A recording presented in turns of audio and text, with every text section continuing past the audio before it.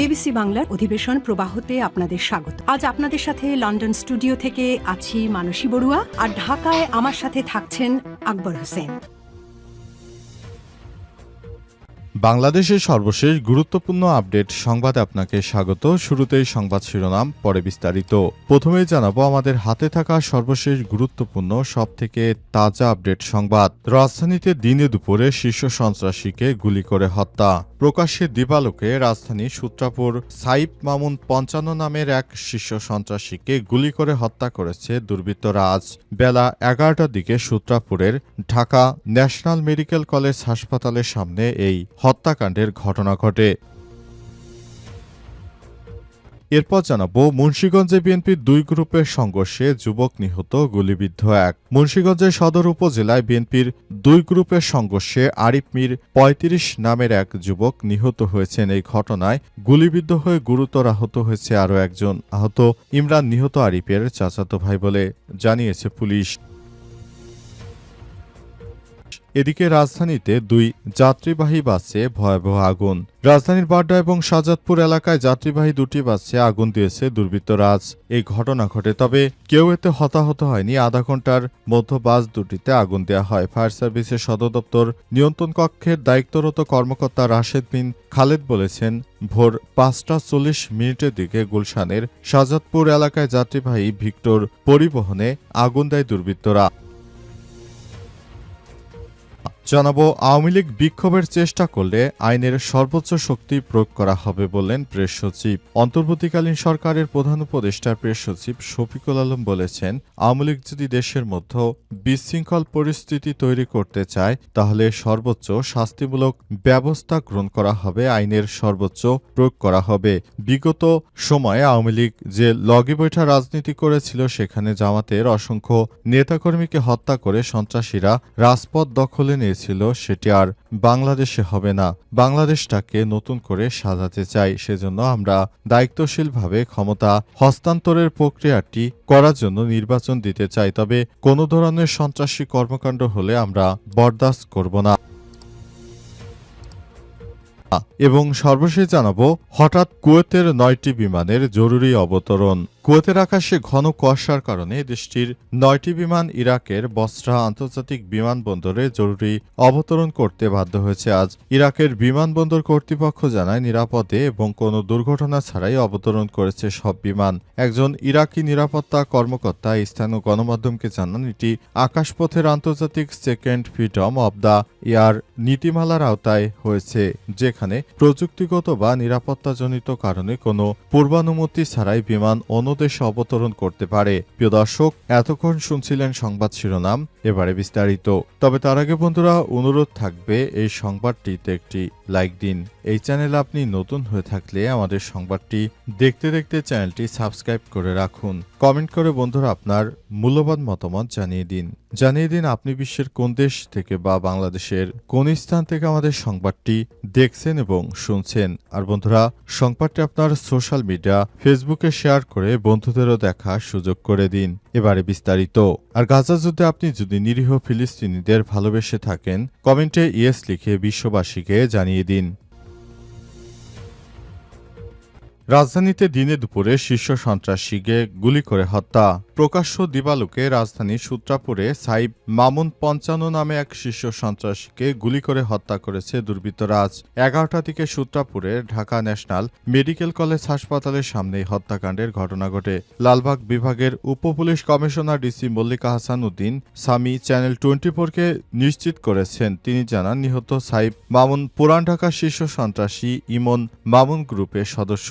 Dhaka national medical ward master Mohibullah জানান, বেলা ১১টার দিকে হঠাৎ করে হাসপাতালের সামনে গোলাগুলির ঘটনা ঘটে। পরে শব্দ শুনে সবাই হাসপাতালের মেইন গেটের সামনে এসে সাইফ মামুন নামের ওই ব্যক্তিকে রক্তাক্ত অবস্থায় রাস্তায় পড়ে থাকতে দেখেন। ওই সময় প্রথমে তাকে ন্যাশনাল মেডিকেল হাসপাতালে নেওয়া হয়, তবে অবস্থার অবনতি হলে সেখান থেকে তাকে দ্রুত ঢাকা মেডিকেল কলেজ হাসপাতালে পরীক্ষা নিরীক্ষা করে চিকিৎসক সাইফ মামুনকে মৃত ঘোষণা করেছেন। এদিকে নিহতের পূর্ব পরিচিত ফাইজুল হক অপু জানান, বেলা 11টার পর নিহত সাইফ মামুনের ফোন থেকে তাকে কল করে ঘটনাটি জানানো হয়। এই ঘটনার পর পুরো রাজধানী এলাকায় থমথমে অবস্থা বিরাজ করছে। দিনে দুপুরে এভাবে মানুষকে ডাইরেক্ট গুলি করে হত্যার ঘটনা বাংলাদেশের এর আগে কখনো এমনটা দেখা যায়নি। তবে বর্তমান সময়ে অনেক কিছু দেখা যাচ্ছে।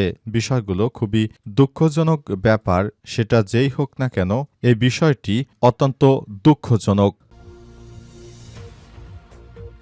মুন্সিগঞ্জে বিএনপির দুই গ্রুপের সংঘর্ষে যুবক নিহত, গুলিবিদ্ধ এক। মুন্সিগঞ্জে সদর উপজেলায় বিএনপির দুই গ্রুপের সংঘর্ষে আরিফ মীর ৩৫ নামের এক যুবক নিহত হয়েছেন। এই ঘটনায় গুলিবিদ্ধ হয়ে গুরুতর আহত হয়েছে আরও একজন।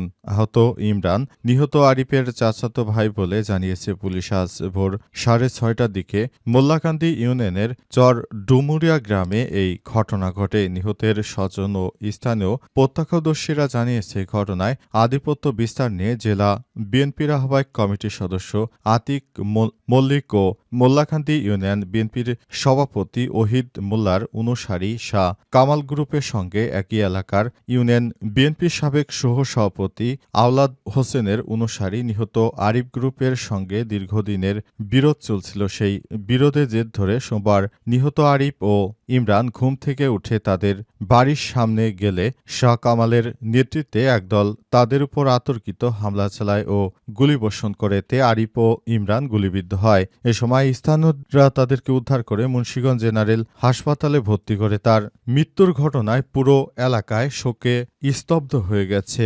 এই ধরনের গোলাগুলির ঘটনা দেশের জন্য বড় ধরনের খারাপ পরিস্থিতি বয়ে আনতে পারে। অন্তর্বর্তীকালীন সরকারের প্রধান উপদেষ্টা প্রফেসর ড.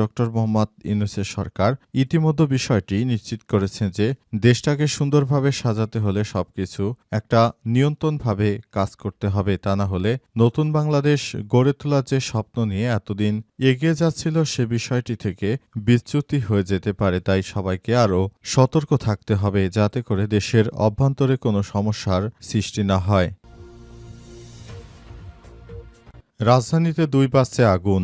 রাজধানীর বাড্ডা ও শাহজাদপুর এলাকায় যাত্রীবাহী দুইটি বাসে আগুন দিয়েছে দুর্বৃত্তরা। সোমবার 10 নভেম্বর এই ঘটনা ঘটে। তবে কেউ হতাহত হয়নি।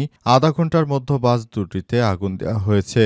ফায়ার সার্ভিস ও সদর দপ্তর নিয়ন্ত্রণ কক্ষের দায়িত্বরত কর্মকর্তা রাশেদ বিন খালিদ বলেছেন, ভোর 5:40 দিকে গুলশানে শাহজাদপুর এলাকায় যাত্রীবাহী ভিক্টর পরিবহনের আগুন দেয় দুর্বৃত্তরা। খবর পেয়ে ফায়ার সার্ভিসের দুইটি ইউনিট ঘটনাস্থলে গিয়ে আগুন নিয়ন্ত্রণে আনে। বাসটি সদরঘাট থেকে উত্তরার দিকে যাচ্ছিল। রাশেদ বিন খালেদ আরও বলেছেন, বাসে আগুনের আরেকটি ঘটনা ঘটেছে বাড্ডার ব্রাক বিশ্ববিদ্যালয়ের সামনে সকাল 6:30টার দিকে যাত্রীবাহী আকাশ পরিবহনের একটি বাসে আগুন দিয়েছে দুর্বৃত্তরা। ফায়ার সার্ভিসের দুইটি ইউনিট ঘটনাস্থলে গিয়ে আগুন নিয়ন্ত্রণে আনে। এই ঘটনার পর পুরো এলাকায় থমথমে অবস্থা বিরাজ করছে।